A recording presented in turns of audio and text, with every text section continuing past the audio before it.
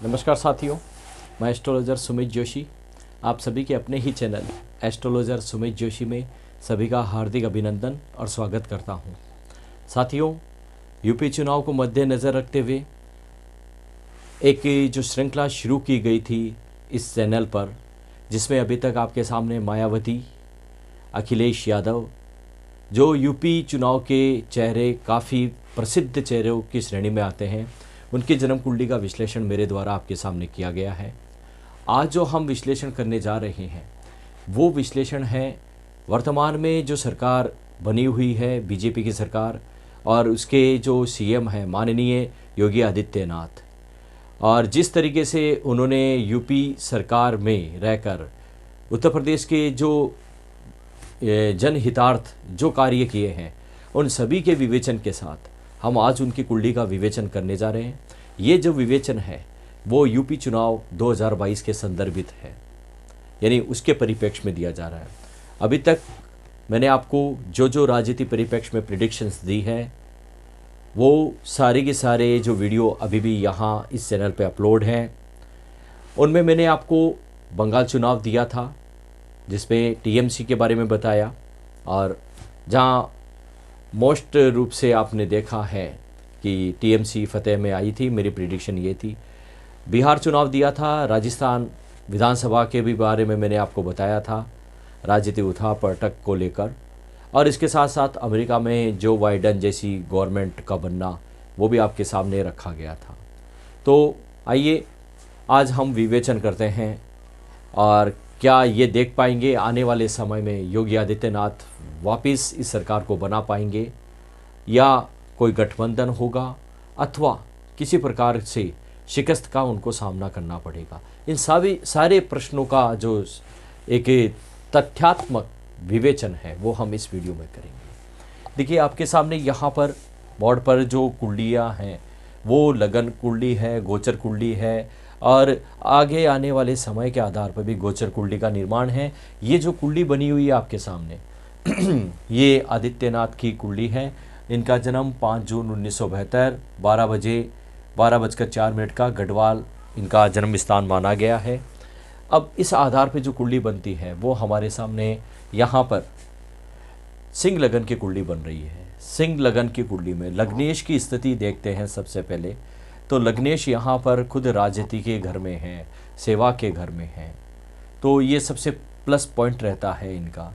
दूसरा, एक राजनेता के लिए स्पीच बहुत मायने करती है। इनकी जो प्रभावशीली वाणी है, प्रभावपूर्ण वाणी है, उसका कारण देखिए लग्नेश का और यहाँ पर वाणी के घर का संबंध बना हुआ है। शनि जो खुद एक सेवक है, सेवा भाव से युक्त है, ग्रह है, और राजनीति के घर में आना, और साथ ही साथ ये कहें वो सस्तेश है और दैनिक दिनचर्या के घर का स्वामी है। तो ऐसे में ये अपना जो जीवन है वो जन सेवा के लिए, राजनीति में आने से पहले भी जन सेवा के लिए समर्पित थे और अब भी जन सेवा के लिए समर्पित हैं। ये ग्रहों का योग बना हुआ है इनकी कुंडली में। वर्तमान में इनको यदि देखें तो दशा चल रही है केतु की, जो 2024 तक रहेगी। फिर शनि का अंतर चल रहा है इनको, और ये जो अंतर है 2023 तक रहेगा। प्रत्यंतर है शनि का 25/12/2021 से प्रारंभ होकर 28/2/2022 तक रहेगा। फिर जो प्रत्यंतर चेंज होगा वो बुध का आएगा 28/2/2022 से लेकर 25/4/2022। ये प्रत्यंतर दो गणनाओं में इसलिए रखा है शनि का और बुध का।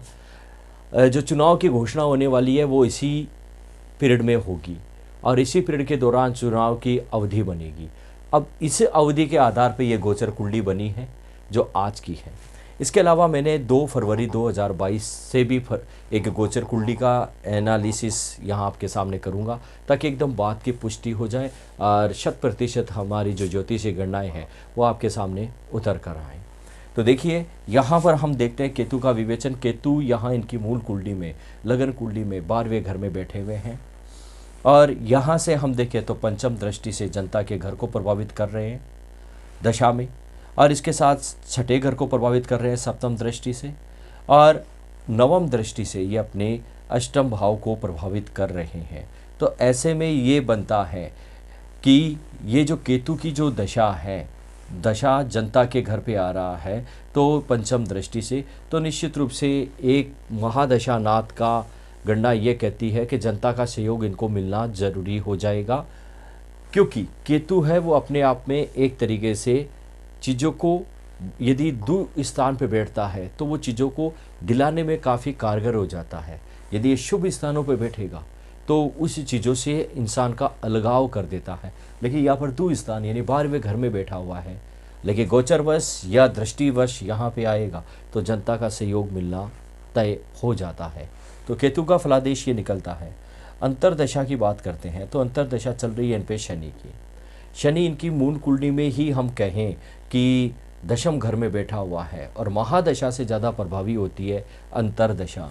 परिणाम देने के लिए सकारात्मक या नकारात्मक जो भी परिणाम होते हैं उसके लिए ये प्रभावी रहती है, जिम्मेदार होती है। तो यहाँ पर दशम घर में राजनीति के घर में बैठा हुआ है, सप्तम दृष्टि से जनता के घर को देख रहा है। इसके कार तत्व की बात करें तो ये सेवा का भाव है। गोचर कुंडली में विवेचन करते हैं तो जो शनि है वो अपनी ही राशि में छठे घर में अभी वर्तमान में आज के समय में गोचर कर रहे हैं।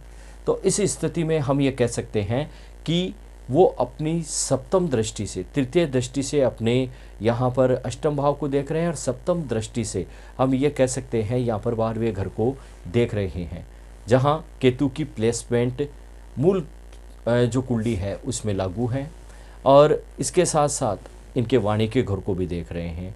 इस पत्रिका में यदि हम देखते हैं तो सप्तमेश है और अपने ही घर में बैठे हुए हैं, तो कोई भी प्लेनेट अपने घर का नाश नहीं करता है। तो गोचर स्थिति में भी ये प्लस पॉइंट इनकी कुंडली में बनता है यहाँ पर, क्योंकि इस समय इनके द्वारा गोचर कुंडली में जो शनि है वो डायरेक्ट हम ये कह सकते हैं कि अपनी सप्तम दृष्टि से, और हम ये कहें बुध की प्लेसमेंट, क्योंकि इस द्वितीय भाव का स्वामी बुध है और बुध की वजह से ये इस पर एक तरीके से अप्रत्यक्ष रूप से दृष्टि का समागम कर रहे हैं, या कहें युति योग बना रहे हैं। और फिर यहाँ शनि अपने ही घर में बैठकर पराक्रम को देख रहे हैं, मेहनत को देख रहे हैं। तो ये जो अभी इस समय जो जितना संघर्ष मेहनत कर रहे हैं उसका परिणाम इनको मिलना तय है। अब इसके साथ हम देखते हैं प्रत्यंतर। तो प्रत्यंतर भी इनका आता है 25/12/2021 से 28/2/2022 तक। तो शनि का प्रत्यंतर चल रहा है। शनि यहाँ पर भी प्लस हो गए, यहाँ पर भी, यानी लगन कुंडली में भी उत्तम है और हम कहें गोचर कुंडली में भी उत्तम है।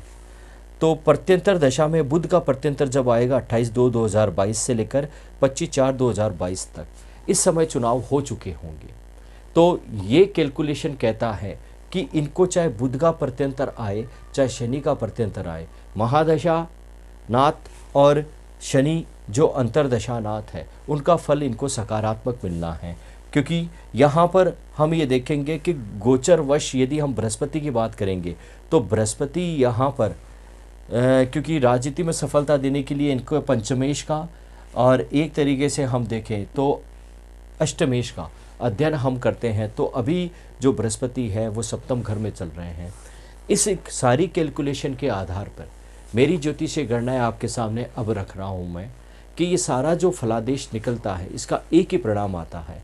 आगे आने वाले यूपी चुनाव में इनको या तो एक अपनी स्थायी सरकार बनाने के लिए बहुमत मिल जाएगा, अन्यथा यदि गठजोड़ की भी इनको स्थिति मिलती है तो भी ये अपनी सरकार को वापस बचा पाएंगे। जैसे मेरे बंगाल चुनाव में टीएमसी और ममता बनर्जी के बारे में आपको प्रेडिक्ट किया था, वैसी ही प्रिडिक्शन मैं आपके सामने दे रहा हूँ। आगे आने वाले चुनाव में इनकी फतेह निश्चित है, चाहे वो गठबंधन के रूप में हो और चाहे बहुमत की सरकार के रूप में हो, लेकिन इनकी जीत तय देखने को मिलती है।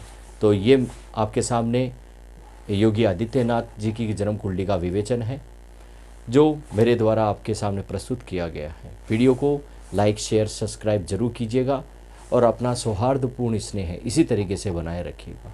अभी तक के लिए जय श्री कृष्णा, जय भारत।